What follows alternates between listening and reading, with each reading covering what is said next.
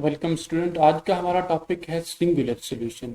इससे पहले हमने एक तो जनरल सॉल्यूशन को डिस्कस किया है स्टूडेंट, और फिर उसके बाद पार्टिकुलर सॉल्यूशन को डिस्कस किया है। आज हम सिंगुलर सॉल्यूशन को डिस्कस करेंगे। तो तीन तरह के सॉल्यूशन होते हैं स्टूडेंट। एक होता है जनरल सॉल्यूशन और एक पार्टिकुलर सॉल्यूशन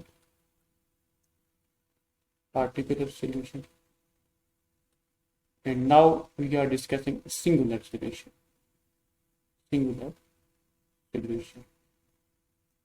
अब स्टूडेंट, इससे पहले हम जनरल सॉल्यूशन और पार्टिकुलर सॉल्यूशन को हम डिस्कस कर चुके हैं। ये दो सॉल्यूशन हम डिस्कस कर चुके हैं।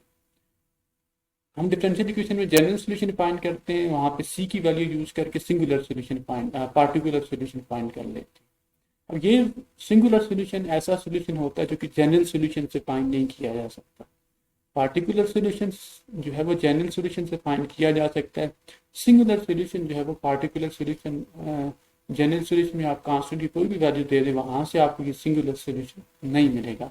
तो इसकी डेफिनेशन ऐसे बन जाएगी: a solution that cannot be obtained from general solution by assigning particular values to arbitrary constants, such a solution is called singular solution। Means कि ऐसा सॉल्यूशन जो कि पार्टिकुलर सॉल्यूशन, जो कि जनरल सॉल्यूशन से फाइंड ना किया जा सके, उसको सिंगुलर सॉल्यूशन कहा जाता है। एग्जांपल में एक एग्जांपल आपके सामने है: D square Y upon D X whole square minus Y equal to 0। तो इसको सॉल्व करें तो ये D Y upon D X की जगह पी की वैल्यू ले लें, तो दो फैक्टर बन जाएंगे, P plus under the root Y P minus under the root Y equal to 0। इन दोनों को अलग अलग सॉल्व करें तो ये दो इक्वेशन पहले आपके पास बन जाएंगे। दोनों के अलग अलग सोल्यूशन लेके उसका प्रोडक्ट ले लें तो इस तरह की फॉर्म बन जाएगी। फर्दर सिंप्लीफाई करें तो 4y equal to x plus सी।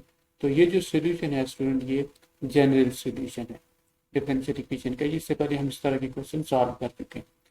अब इस सोल्यूशन में आप सी की जगह वैल्यू चेंज करते जाएं तो आपको पार्टिकुलर सोल्यूशन मिल जाएगा। अब स्टूडेंट, अगर आप गौर करें तो इस डिफरेंशियल इक्वेशन का एक और भी सोल्यूशन है। वो सोल्यूशन है y equal to 0। y equal to 0 अगर आप यहाँ पे लें तो लेफ्ट हैंड साइड पे भी आंसर क्या आएगा? 0। सो y इक्वल टू 0 जो सोल्यूशन है, अब ये सोल्यूशन इसका सिंगुलर सोल्यूशन कहलाएगा। सिंगुलर सोल्यूशन इसलिए कहलाएगा कि ये सोल्यूशन जो है y इक्वल टू 0, ये सोल्यूशन से जनरल सोल्यूशन से फाइंड नहीं किया जा सकता। आप सी की जगह कोई भी वैल्यू रख लें, सो y की वैल्यू 0 आपको नहीं मिलेगी। So y equal to 0 is the singular solution. So ऐसा सोल्यूशन जो कि जनरल सोल्यूशन से फाइंड ना किया जा सके, उसको सिंगुलर सोल्यूशन कहा जाता है। अब सिंगुलर सोल्यूशन कैसे फाइंड करते हैं, उसके लिए दो काम है। वैसे कोई खास मेथड नहीं है। डिफरेंशियल इक्वेशन में सिंगुलर सॉल्यूशन फाइंड करने के लिए डिफरेंट मेथड यूज किए जाते हैं।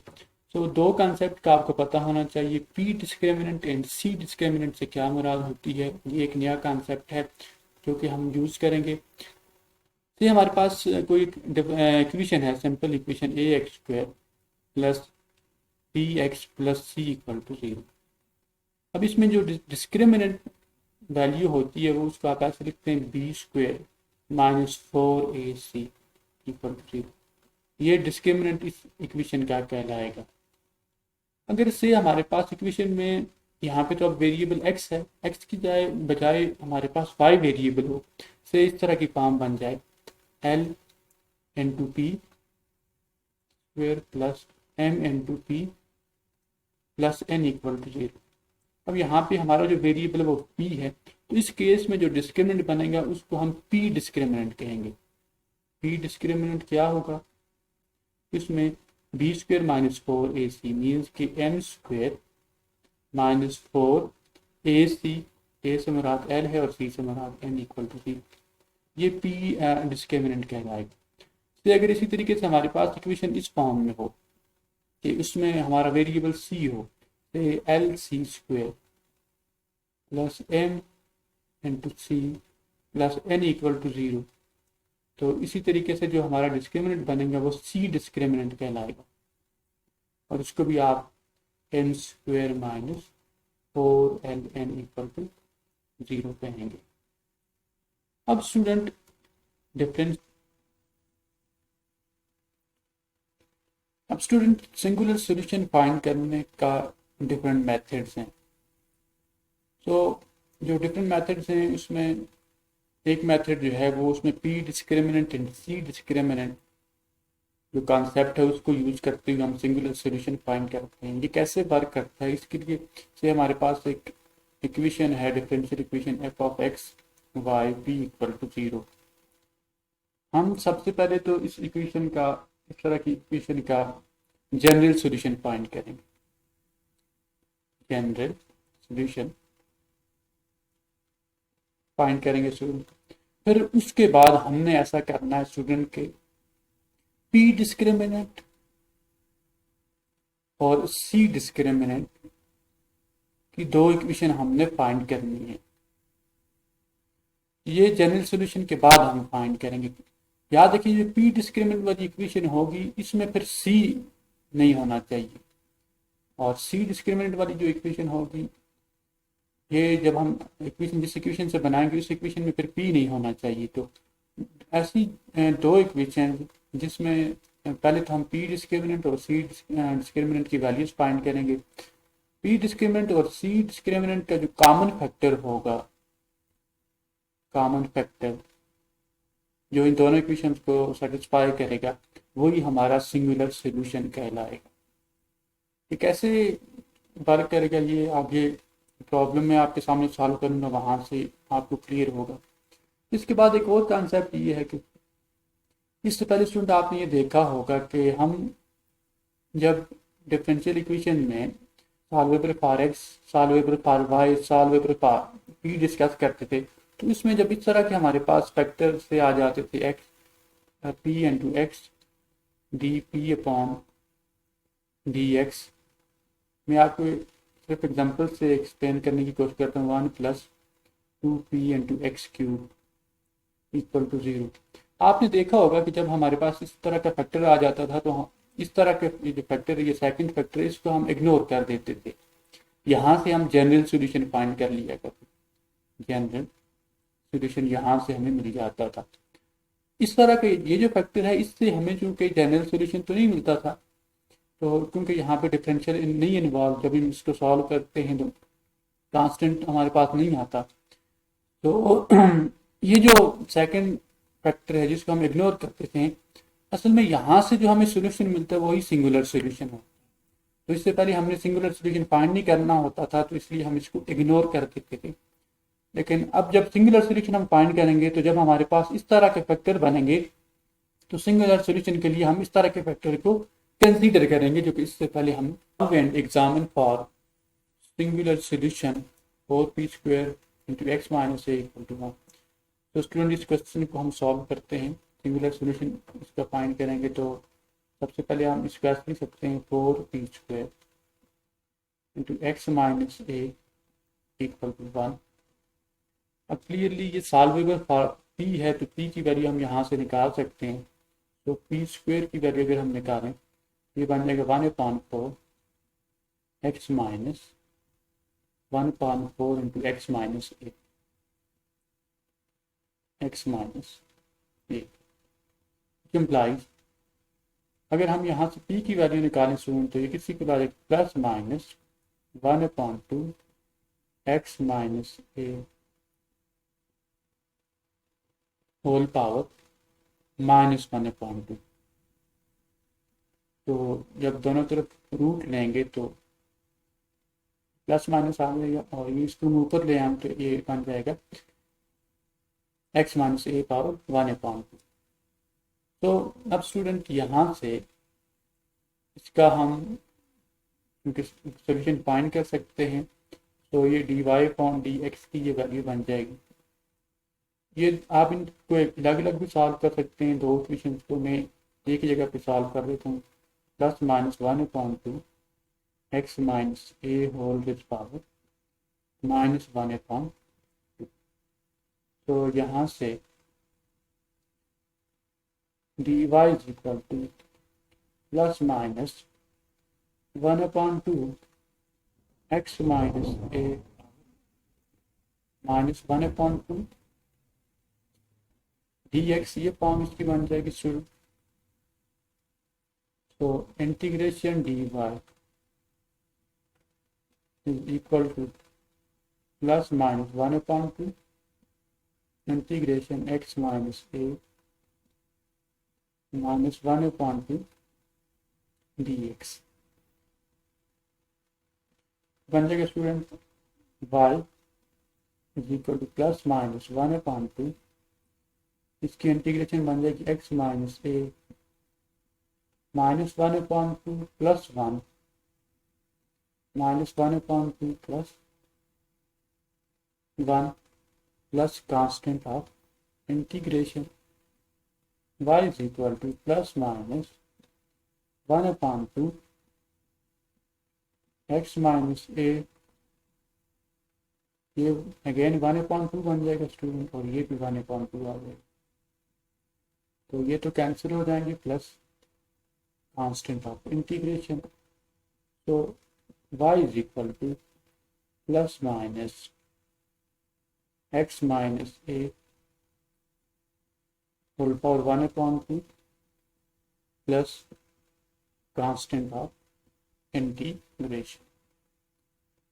अब स्टूडेंट इसको ऐसे भी लिखा जा सकता है y minus C is equal to, या क्योंकि कांस्टेंट इधर हो इससे कोई फर्क नहीं पड़ेगा, तो इसको मैं ऐसे लिख देता हूँ y plus C whole square is equal to plus minus x minus a power 1/2, sorry इसको पहले आप ऐसे लिखते हैं,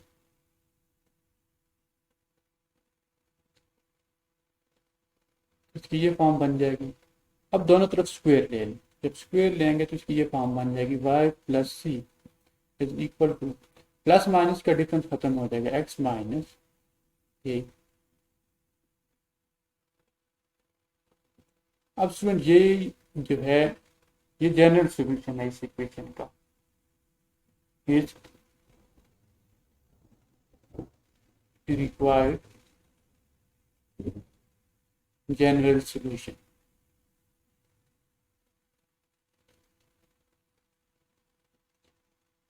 अब स्टूडेंट जनरल सॉल्यूशन के लिए क्योंकि p को एलिमिनेट करना पड़ता है, वो यहाँ पे एलिमिनेट हो गया है। अब हमने यहाँ से इस इक्वेशन का सिंगुलर सॉल्यूशन फाइंड करना है, तो सिंगुलर सॉल्यूशन के लिए स्टूडेंट हम इस इक्वेशन को सॉल्व करते हैं। ये y plus C whole square equal to x minus A whole square, तो इसको हम ऐसे लिख सकते हैं y square plus c square plus 2cy is equal to x minus a, और इसको ऐसे भी लिखा जा सकता है c square plus 2y into C plus y square minus x plus a is equal to 0। अब इसमें स्टूडेंट अगर सी डिस्क्रिमिनेंट की वैल्यू हम, अब क्योंकि ये सी स्क्वायर है, इधर सी है इधर सी नहीं है, तो सी डिस्क्रिमिनेंट की वैल्यू हम यहाँ से फाइंड कर सकते हैं। सी डिस्क्रिमिनेंट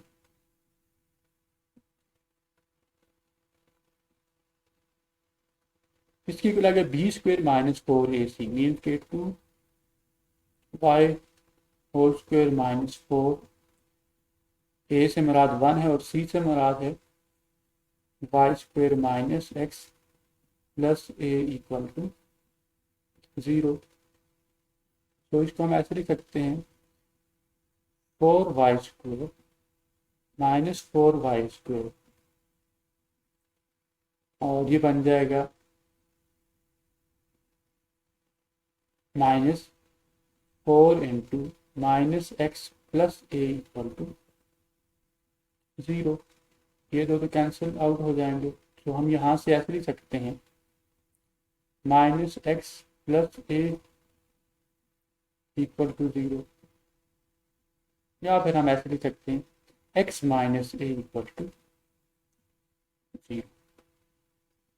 अब स्टूडेंट यहाँ से एक इक्वेशन हमें ये मिल गई है, ये सी डिस्क्रिमिनेंट की वैल्यू।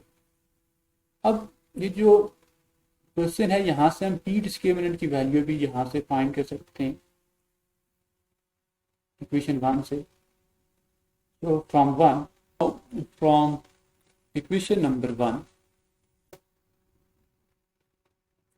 अब यहाँ से हम p डिस्क्रिमिनेंट की वैल्यू निकालते हैं। ये हमारे पास ये वैल्यू है 4p² into x minus A equal to 1। तो यहाँ से अगर हम इसको कंपेयर करें क्योंकि ये p² की वैल्यू है, तो यहाँ पे वैसे लिखा जा सकता है 4p², या ऐसे इसको मैं इसकी ये फॉर्म बना देता हूँ 4 into x minus A p² minus 1 is equal to 0। तो यहाँ से p डिस्क्रिमिनेंट की वैल्यू क्या बन जाएगी? p discriminant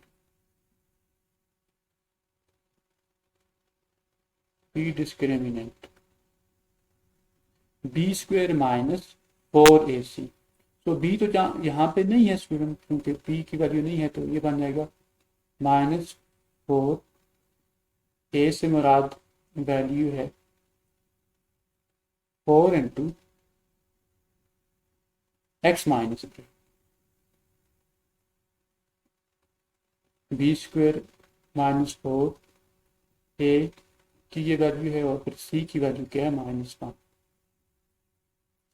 equal to 0। सो यहाँ से आप क्लियरली देख सकते हैं कि हम ऐसे लिख सकते हैं x minus a is equal to 0।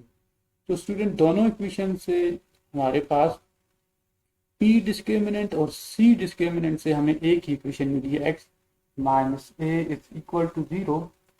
तो हम यहाँ से ऐसे लिख सकते हैं simply x is equal to a। दोनों इक्वेशन से x equal to a value निकालेंगे, is common x equal to a is common to both c and p discriminant, c and p discriminant, c and p discriminant, and satisfies the given equation. And satisfies the given equation. Given equation.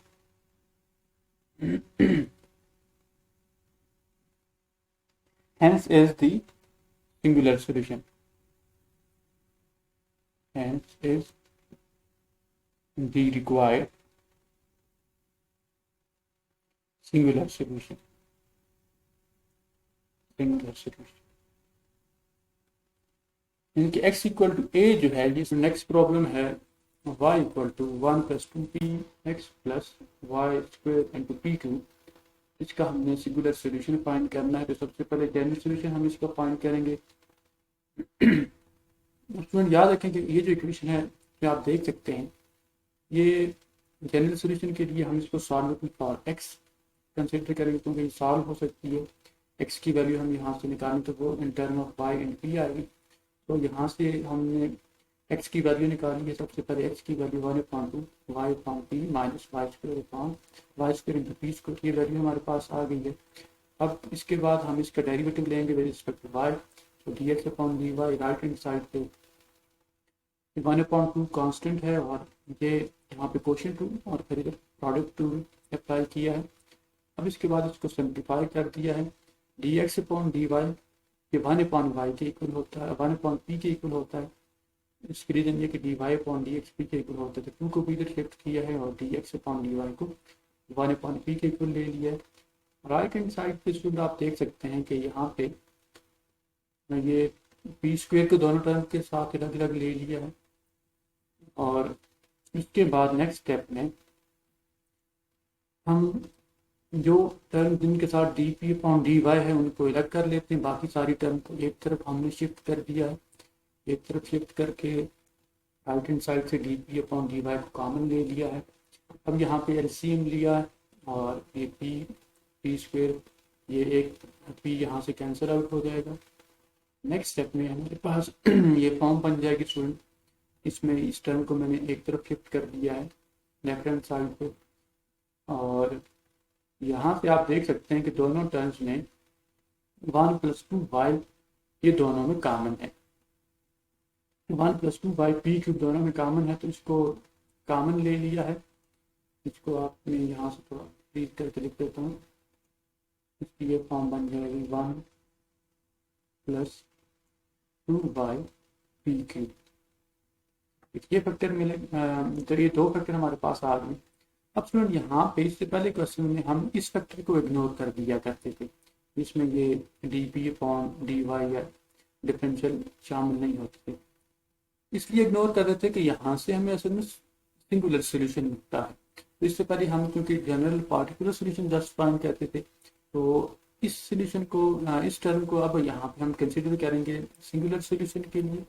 Singular solution यहाँ से निकालेंगे और ये यहाँ से as usual हमें general solution मिलेगा। तो सबसे पहले यहाँ से हम जनरल सोल्यूशन फाइंड करते हैं।